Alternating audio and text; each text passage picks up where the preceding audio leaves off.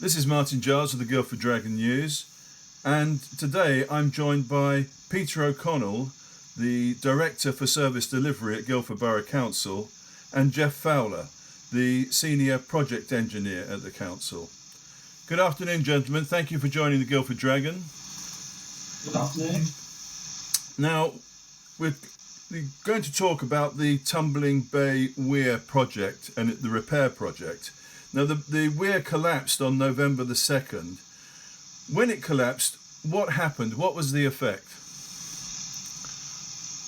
Well, I didn't actually hear about it until a couple of days later, which is the following Monday, when I was phoned by a colleague and said, have you heard about the weir? Have you seen the weir? And of course, I'm based at Woking Road Depot rather than Millmead, so I hadn't seen anything, hadn't heard anything. And after the initial shock, decided the best thing to do was to go down and have a look at the job. And of course, I found that I went with a colleague, and we found that the water level had been severely depleted, as everybody knows, and saw the actual nature of the collapse. And we knew there was some doubt as to quite who was responsible for the weir, whether it was the council or the National Trust. So we decided before doing anything that we would go and consult with senior colleagues. In the meantime, while we were doing that, senior colleagues were organising meetings with representatives of the National Trust. And to cut a fairly long story short, the meeting was organised and it was agreed to go forward as a joint partnership project. Okay, if I can just interrupt there, but the function of the weir, if I'm correct, was to control the level of the water in the navigation by regulating a flow into the parallel natural river course. Is that right? That's correct, yes. So it would have maintained a high level in the navigation, i.e. the canal, rather than the main river itself, so that boats could approach the lock. And also there's another channel which goes towards the mill, where the mill theatre is, and the hydro. So it was having that dual purpose, really. Okay, and there was some initial work carried out which appeared to fail in that it didn't restore the water levels, and then it seemed to grind to a halt. What actually happened there? Well, it was supposed to be. It was always supposed to be temporary, i.e., very temporary. Possibly not quite as temporary as it turned out to be. And the idea was to lock the flow through the weir, the channel that had formed there, so that we could, with some safety, get to see exactly what had happened and start to take some measurements.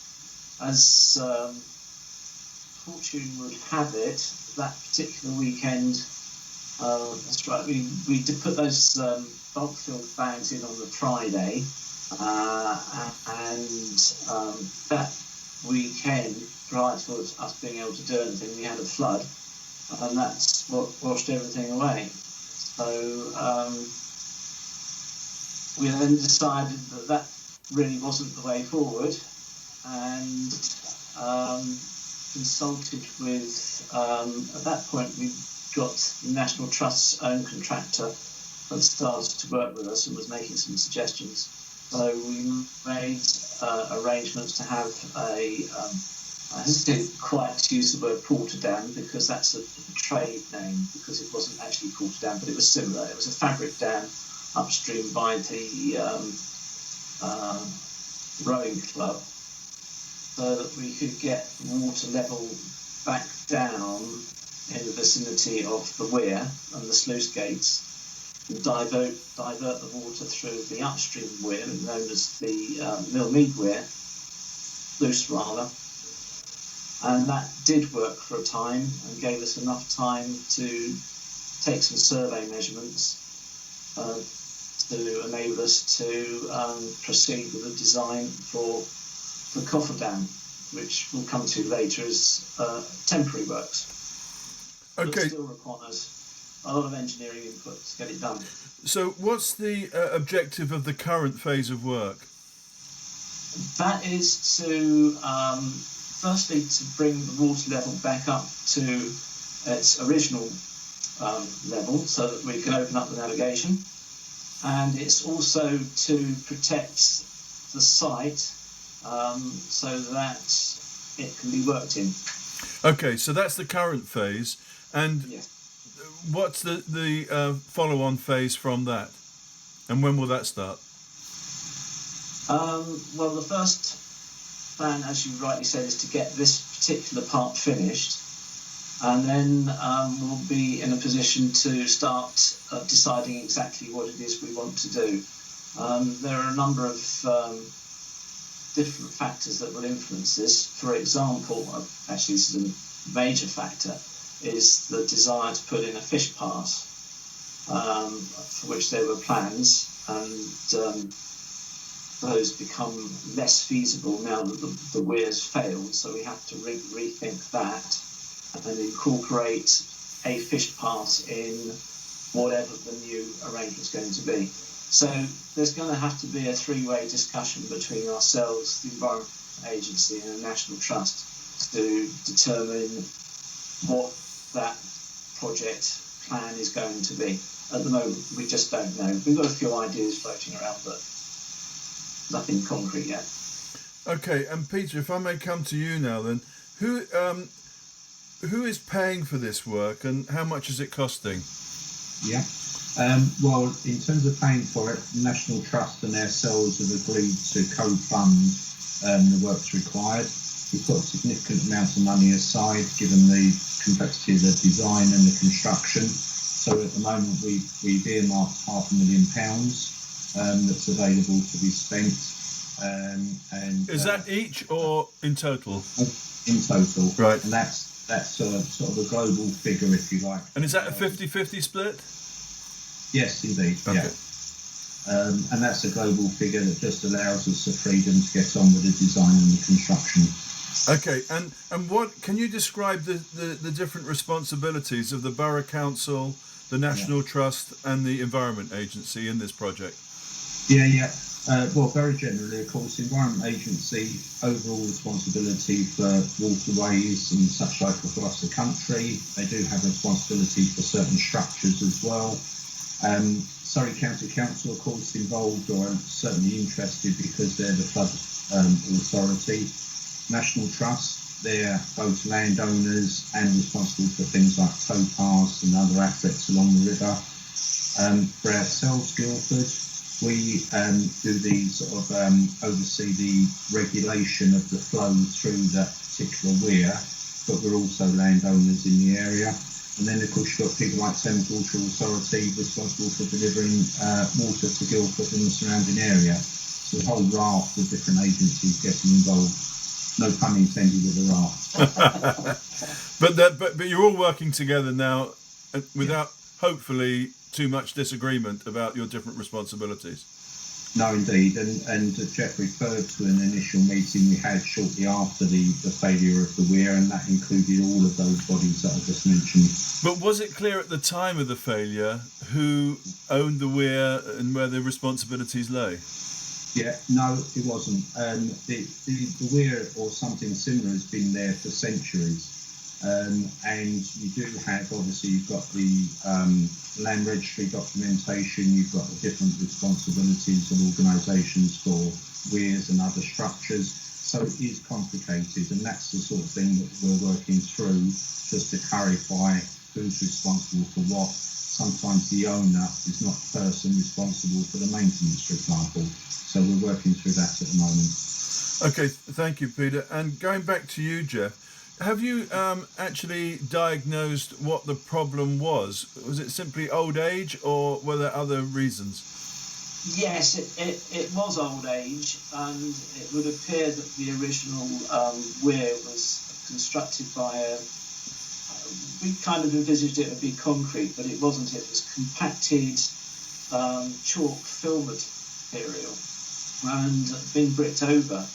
And what seems to have happened is that there's been water ingress into the structure itself and into the abutments either end, and that over those about 100 years, that has eroded the strength of that material to the point that when it had a large flood, and which is when it went, it just wasn't strong enough, and it went.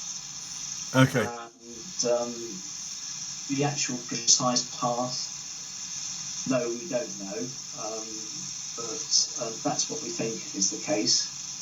And the design of the new structure probably won't allow us to investigate that fully, because we're going to be putting in a concrete raft just downstream of the coffer dam to give it some stability. But there were presumably periodic inspections of the structure. Did they not pick up a problem? No, because that's the kind of thing that you wouldn't be able to necessarily see from the surface. Okay. And so can you now tell us what is after this phase of work is completed, when will we see the work on the full restoration of the weir? Well, we've allowed ourselves 2 years for completion from when this current project is finished. So as soon as this is finished, it's really a question of the main partners getting together and saying exactly what they do want to do. There's been a lot of work done already. So for the Fish Pass, the Environment Agency did an awful lot of ground investigation and survey work. We've done quite a bit just for this particular project as well. So it's very difficult to say, but that's the kind of scale we're working to. We'd like to get it all done within 2 years. Okay, but this current phase will be completed when?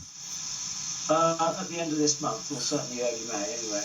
Okay, and at the end of that phase, we hope to see the water levels restored? Yes. And will we see a towpath restored? No, sadly not. That towpath will still be closed. This work doesn't include a new temporary bridge or anything like that. It's purely to get water levels back up. So I'm afraid residents will have to continue detouring through Millbrook as they are at present. And that could continue for 2 years then? It could, yes. Okay, I think a lot of people will be disappointed to hear that, but... Oh, I'm sure, but that's really a safety measure more than anything else. We want to keep the public well away from there. Okay.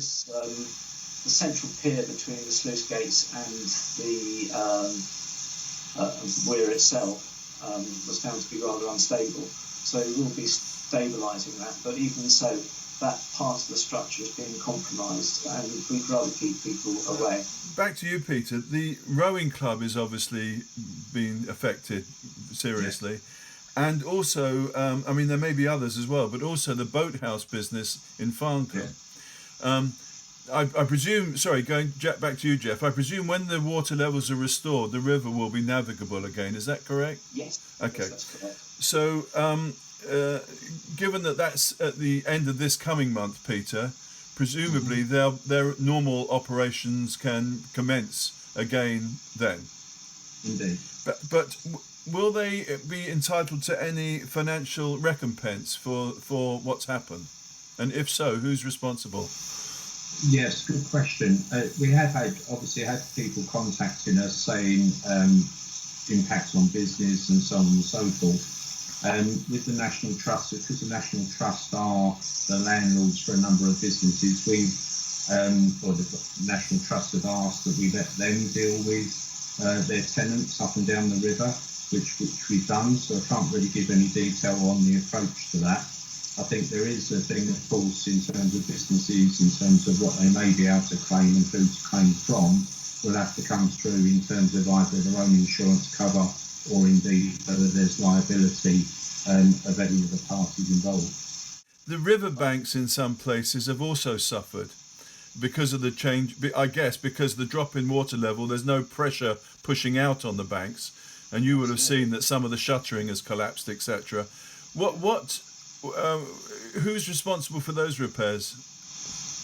Well, it depends on the owner of the bank, and it does vary. I think most of it belongs to the National Trust, and I know their engineer's been inspecting it and have asked for him to copy the result of his inspection over to me, and then we can have a look at it from the council's point of view. But that's work that the National Trust and ourselves and others who own banks will have to address this coming summer, because it's something we don't really want to leave any longer than that period. We don't want to leave it so that we're getting high river flows like we normally expect during the winter. We need to get it done now. Okay, well, Peter, Jeff, thank you very much for explaining it. I think hopefully people will have a clearer picture now about what's happening and when. So thank you very much, and goodbye. You're more than welcome. Thank you. Bye-bye.